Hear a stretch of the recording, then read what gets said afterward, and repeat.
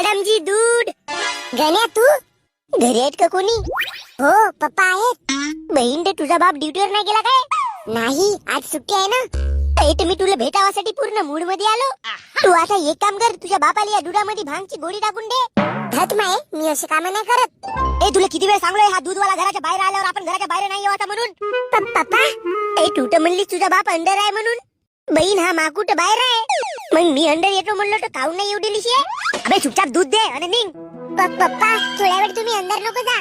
औल मा घर मी अंदर काऊन नाही जाईन? डार्लिंग किती वेळची अंदर वाट पाहतो मी. डेंग्या बे भोसडीच्या मा घरी का करत होतास बे तू?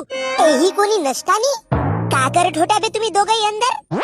अबे मी शेंगा मोडून देवाला आलतो बीच्या. बहीण तर माझी माल आणि शेंगा तू मोडून दिला. त्याला दूधवाल्याच्या प्रेमावर तू झरण मुटून गेला. हो का घेऊन टाका मालाला शेंगा मोडून घरी दे.